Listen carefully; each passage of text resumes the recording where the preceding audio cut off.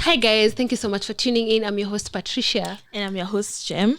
And welcome to yet another episode of Gif Podcast. So Patricia, have you ever watched a series called Afterlife? No. So it's a series that it's on Netflix. So if you want to watch it, it's a really good one. If you're looking for sad and happy, it's a good one. Yeah. So there's this guy who lost his wife. Okay. So they're showing us life after his wife died. Okay. And when his wife died, because he was so close to his wife, like he was living for his life and for his wife. And when his wife died, he felt like sasa mimi nimebaki kufanya nini. He felt so stressed, and everything was just about the wife, like about how the wife died, about how he's sad. He was always sad, like always sad. Okay, we get it, he lost his wife, but alikuanga angry about everything. Mtu akijaribu kumchekesha, he's like you know my wife is dead.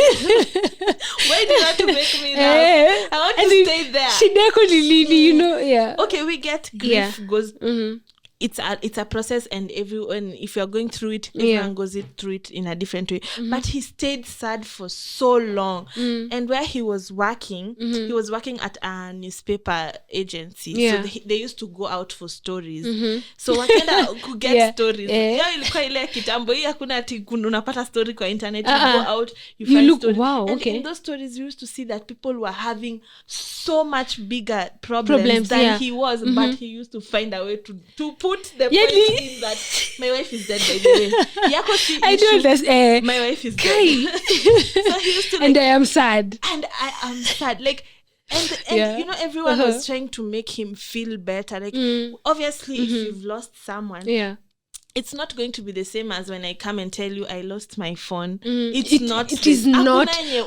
Compare, but considering, like, his wife was in a better place literally because she had cancer. Yeah. And literally she was in a better place because cancer is painful. No more pain. What? She was literally but hakuwa naona hiyo. Like, my wife has left me. I'm all alone. I'm sad. I don't care what you have to tell me. Hata kama kuna earthquakes. So he used to, like, make everything about how sad he was. And it got me thinking that just because you're angry at something, it doesn't mean that you have to take it out on everyone around you. Okay. Because, yes, I'm having a bad day, but it doesn't mean that Patricia must have a bad day because I'm having a bad day. Yeah. Yes, I have a down moment. It doesn't mean that I'll just be gloomy and make everyone... Okay, yes, I can't invalidate that people are going through mental issues. I can't invalidate that now because I'm gloomy, I'll make everyone gloomy. Yes, I'll have to deal with it, but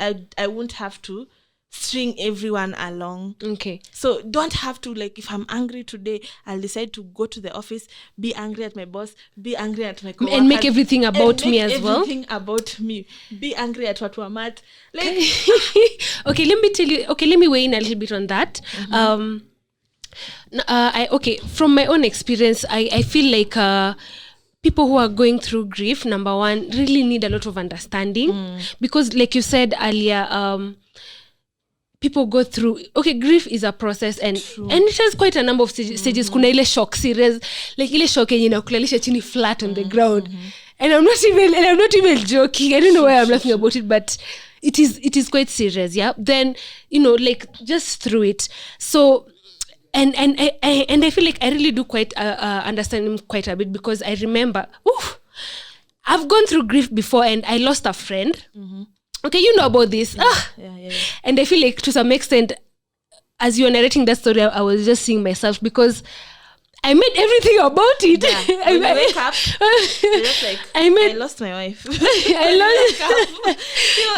was literally making it everything about we understand. When you're grieving, you have to go through it. Yeah. But that if that's the only way you know how to, you just have to go through it. Yeah, and a lot of understanding is needed. But I actually do need. I actually do understand where you're coming from by saying that you're not supposed to make everything about you. Now your job, everyone is just like, let us not approach because he lost his wife. It's hard, and to some extent, I feel like we should tread slowly in that. Because it's difficult. So, in my own opinion, I feel like more people should realize is that it is important to stare down at tough conversations. Yeah, true. Let me give a little story on this. So I'm a victim of this. A long-term victim of this. Let me insist on Recovering. that. Recovering victim. Seta kitambo. It's like Panadol imepewa tu juicy, you know. So I have for a long time I have always been like, if you wrong me or do something wrong to me, I'll just be like, okay, sawa, wacha tuachie hapo. Umenikosea sawa. Let us not talk about it. Let us just end it there. I feel like I'm the same. Yeah, like tusiongelele, try kusolve, try kufanya nini. Imefanyika hivyo sawa. Tuache hapo, and I'll assume as if we just put an axe and just move forward. I have been like that for quite a long time. Until most recently when I had had a tough conversation with someone, and he was like, you know what? You can't keep being like this. I've done something wrong. Let us talk about it now. Yeah, let us talk about it. Tell me exactly how you feel. Like, for the first time in my life, in a very long time, I had a very difficult, it was even in a span of 2 days. It was so difficult. Like, we talked about it, and I realized that it's hard. Sometimes it's really hard to have tough conversations. It is. But these tough conversations make you. We can't keep on running from conversations all the time. Like let's say you're a difficult person to deal with. We have to talk. Why? Like, what is the reason? That? Yeah. So is there going to be a reason that is going to make you not have a seat on a table with other people?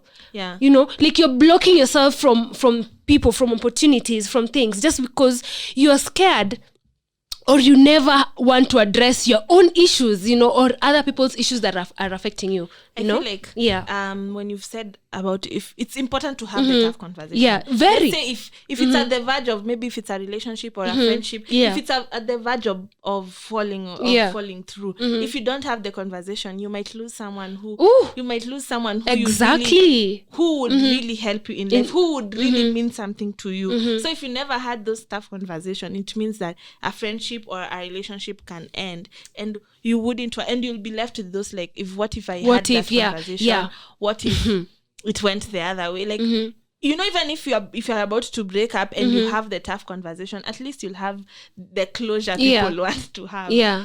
At least you'll know that, okay, maybe I was a bad communicator, and you will learn from that. But if you didn't have those conversations, you'll go to the next relationship, and the same thing will happen. And there's no growth. And this is what I realized from my experience, that most times the reason as to why I have never wanted to have tough conversations, because I never wanted to look at the mirror, or I never wanting to know what part I played. What part I played to make this thing be here, or my part in where we are at right now. I'm always just quick to say, you've done this, okay, let us end it there. But the time, like, the limelight was shone on me, like, Pat, we are sitting down, we are going to have this conversation, whether you like it or not, and we're going to talk about it. And I had to look at myself in the mirror, and I actually saw that, hey, anyway, as much as it's their fault, because it's always their fault, this is the part that I played for us to get here. So looking at looking at yourself in the mirror is hard. Oh, my outfit looks good. Yeah. But staring at yourself in the mirror, staring at your personality, staring at who you are as a person. Like, kama ni kuoga, anza kuoga by looking at yourself. I think that's how we end up having better relationships, better friendships, by always staring at yourself first in the mirror. So when it's time to have the tough conversation, pull up a seat. I know it's hard. For me, I have always run away from it, but pull up a seat. You will actually realize that it's good. Self-reflection shows you who you are. Yeah. So speaking of, we are all talking about things that we know. We are talking about things that we wish more people would realize. Yeah. And one thing I think more people should realize is that love is something that does not mean that doesn't mean loving someone doesn't mean that they are good for you. So I can love you, but it doesn't mean that we are meant to be.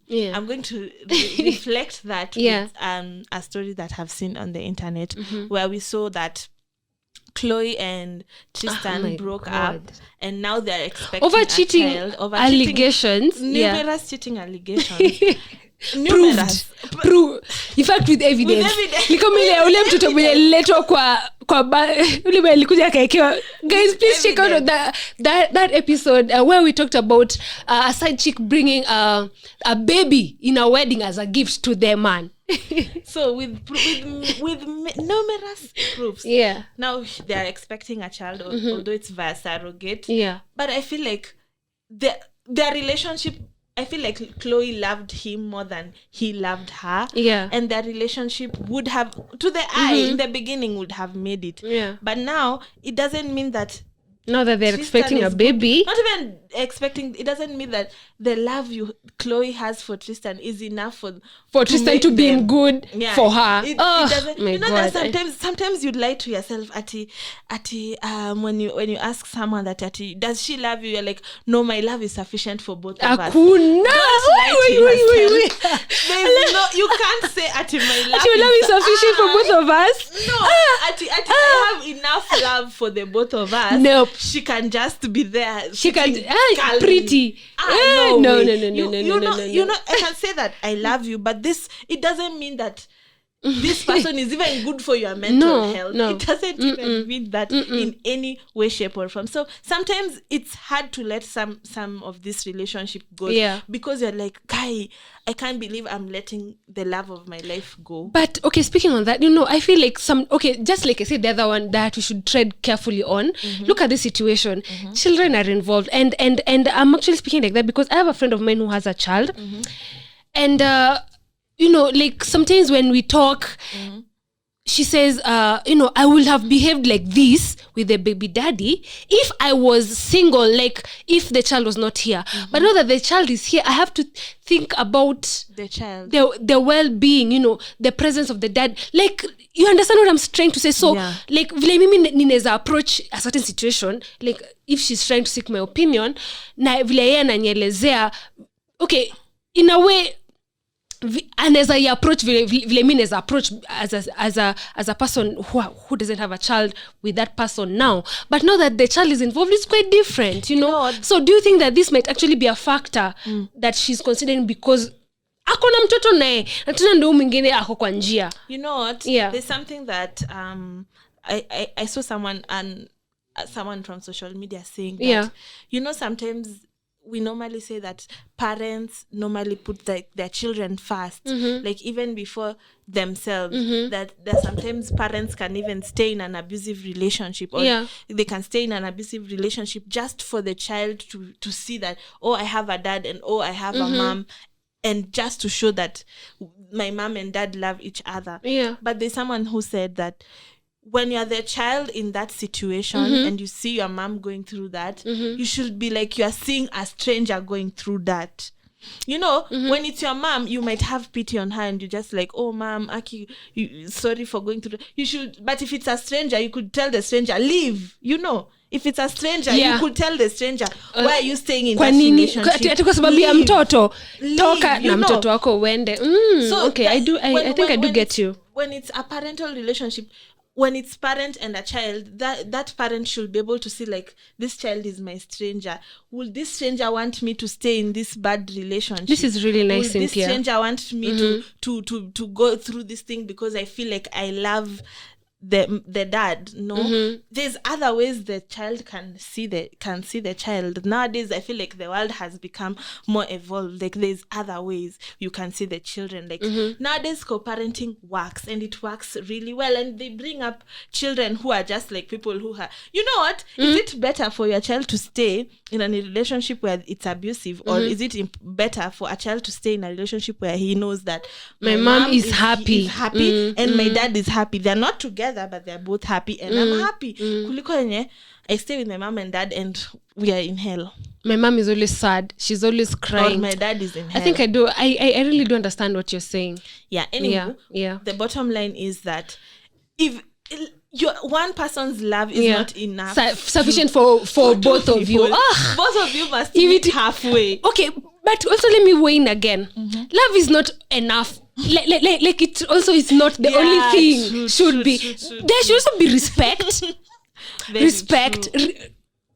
Respect in bold. Respect. I don't know whether I should say it, but this money is as well. I don't know, but love is good, but money is sweeter. Money makes it exactly. Better. So that's also another thing. Someone said that love puts you in a delusional state where this fact fades away, which is the worst part about love. Love makes you feel like, wow, I can't live without this person. Wow, how will I survive tomorrow without waking up without? You're mad. Love love is a beautiful thing. It makes people mad. Love makes people mad. I don't know if you've seen this on Instagram, like this love. I had your telecon. I said, now should we all go mad for us to experience this type of love? What do you think? We are all insane. We are all mad. Okay, so I also want people to realize that most relationships have an expiration date. It's difficult. Woo! And sometimes they come as soon as you enter. That's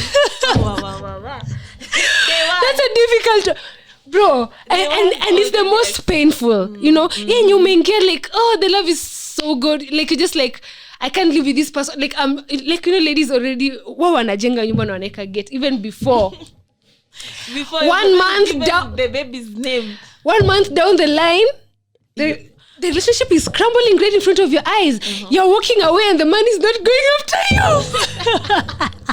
It has expired. My ribs, like I didn't scare. Like what? That's a difficult one. And they have expiration. It doesn't matter whether it's a month, whether it's half a year, whether it's but I remember there was one time we were having this conversation and we were saying that will you work out of a 10-year relationship? Is it easier to walk out of a 10-year relationship or a 1 month old relationship? And remember you said something in the lines of, as long as there is no love, like as long as there is no respect, as long as it's not mutual anymore and that there is nothing in between, it doesn't matter how the length. But I was like, the investments hapo ndani kidogo ni tricky. That's why you should invest wisely. Yeah. But again, you know what? When you enter a relationship with the thought of it has an expiry date. Let's say I've bought milk. You'll use it. You'll use it knowing that after 90 days, umebuy ile long life. After 90 days, it's expired. So you'll utangangana ishe before 90 days. Yeah. That's why when you put an expiration date on whatever when you put it in your mind that anything good or anything must come, like kilicho na mwanzo kikosi mwisho, when you tell yourself that every relationship must come, not every but some must come to must have an expiration that's date. Difficult. You'll be like, maybe it's tomorrow, and because the worst thing is you can't put a date to it after 90 days. But wrong na science. I'm saying you can't put like after 90 days will be over. So you'll be there like day 1 you're happy, day 2 you're happy. After 30 days we are preparing for the expiry. We are preparing tumalize haraka before iishe. But tumalize haraka before iharibike. So this is where my head is at right now. Assuming it's a marriage you've entered into, imagine approaching it with that mind that every marriage has an expiration date. I'm saying we shouldn't be putting it as is a negative thing to put it like of which like forever, like actually, ever and when ever. you enter a relationship, the first thing you're thinking, tutaishaje, itaishaje. So like even without even exploring, they're weighing options. When it ends, itaishaje. Yeah. Okay. As for me, I don't get into a relationship with that mind, and it's difficult. But now I know. Now I know. Always keep that in mind. But don't approach it with that. Ati he expiration date in 3 months. Iko kwa njia. 90 days. Yeah. But just have it like it's something that you should realize, yeah? Yeah. Mm-hmm. So another thing that I wish more people should realize is that you should not be afraid to fail. I feel like this is very important because you know what? The number of like let me give my example. Like let me use myself as an example. Like there's something that I have really been pursuing for quite a while. And I have tried. Like I remember in 2021 I tried it and it failed miserably, and I felt like should I stop? And something very interesting is that sometimes I'm usually fishing. I realize this about myself. Sometimes when I approach someone with the mind that I have tried this and it has failed, so I want to give up, I'm always fishing for them to tell me that don't give up. No, I'm always fishing for them to tell me, you know what, give up. Like you and your part you have really tried. Umejaribu sana. Ati how many times? Ati 5 times. Sasa hapana. Sasa wachana na. The moment they say that, you'll be like, Cynthia, I need the validation I needed. It's the validation that I needed. So I'm going the opposite direction. I don't know why. Like so it's like the fuel I need for them to tell me like push forward. But if they tell me like jaribu tu tena. Jaribu like sasa I feel like sasa it's not time to stop. But I usually approach them like nimejaribu sana, so help myself by telling me to give up. But the moment they say that, it's like they're adding fuel to the fire. So okay, that was just something. But what I'm trying to say is that don't be afraid to fail. Keep trying. Try today. Ikikata, pretend like it never happened. Let it like be like a stepping stone to something that you are like now. Even if you're going to try again with something. It's not like you're going to try from nothing, especially this, like I know this story from the Bible. It says like the woman and the judge. I think it was a parable that Jesus was giving. My Sunday school teacher did a good job. But what I'm trying to say is that there was this woman who was going to the judge so many times complaining. I don't remember the story very well, but alikuwa anaenda kumwambia like there is something that needs to happen. So alikuwa anaenda leo anaambia anarudi jioni. Akirudi jioni anaambia try tomorrow. Imagine she goes and she kept going. The judge was like huyu mama kila time ako hapa, kila time si tumfanyie chenye anataka aende, like I feel like Jesus was giving this parable kutuambia like the power of persistence, going through for what you want hard.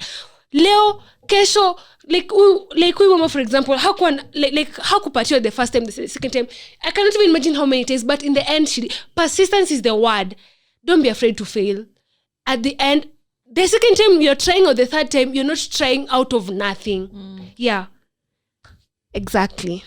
That you're preaching to the choir. Wow, that was something huge. Tutoe sadaka sasa. Well, the cheat sheets are heavy, yeah. And the last thing that I feel like we should all realize is that who your tribe makes you who you are. Yes. Show me your friends and I will tell you who you are. Show me the people that you hang around most of the time and I will tell you who you are. If you're a joker, if you're someone who if you're someone who likes memes, like I do, they keep me happy, like in the sad days and the lonely times. Means that most of my friends on WhatsApp share memes, yeah. So I'm only speaking from that aspect. So show me your friends and I'll tell you who you are. The people that you surround yourself with make you who you are. People who share business ideas, people who share, let's talk about how the ways in which we can make money. These are the job opportunities. Like you see, surround yourself with such people and these people will make, will kind of like build you into who you want to be. Because heri ukue the 10th millionaire or the last millionaire than being none at all. What do you think? True. Yeah, exactly. Because your friends, so obviously your friends definitely define the person you are, because the people who you hang out with, they define who you are. If you're a person who would like to go, and they say, if you want to go ahead, you have to look at the people surrounding you. How are they motivating you to go ahead? But if the people surrounding you are not even thinking of the future, they're not planning for the future, then you will definitely be like that, because you'll see them.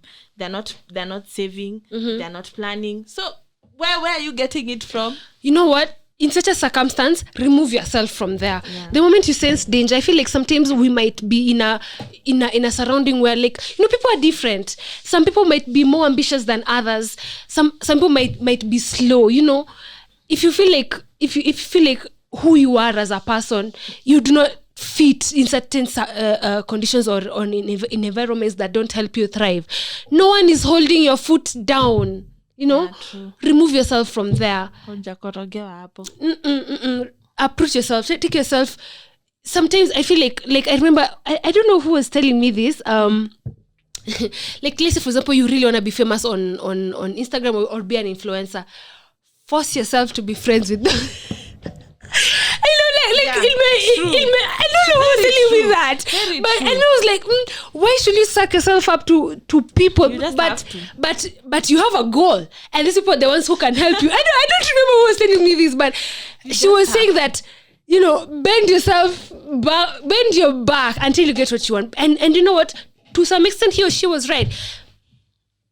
Go for it. If you need to suck up to them, do it. As long as you thrive and get your goal there.